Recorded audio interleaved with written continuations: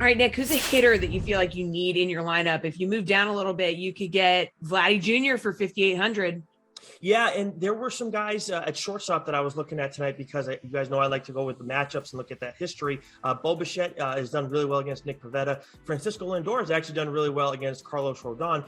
But the guy I actually want to go with has nothing to do with his matchup really in terms of history.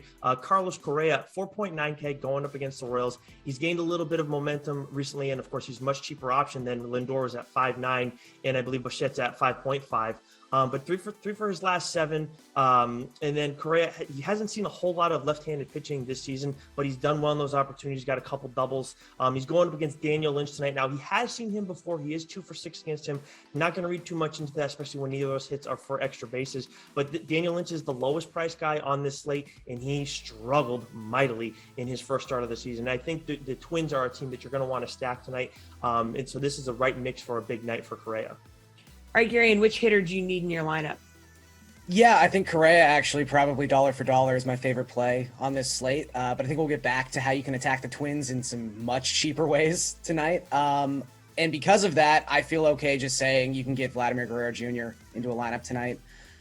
He's $5,800, as you talked about, but he's really picked up right where he left off last season. He's got a 390 isolated power, a 206 WRC plus. And I think the big thing with the matchup tonight is Nick Pivetta, while he has been all right since becoming a Red Sox, he has particularly struggled at Fenway Park. If you go back to the start of last season, he's got a 5.73 ERA when he starts in Boston, and that includes giving up 2.2 home runs per 9. Those are not the kind of numbers you want to have going up against Vladimir Guerrero Jr., someone who hit 5 home runs at Fenway in his 10 games last season. So I'll just say the easy answer and take Vladdy.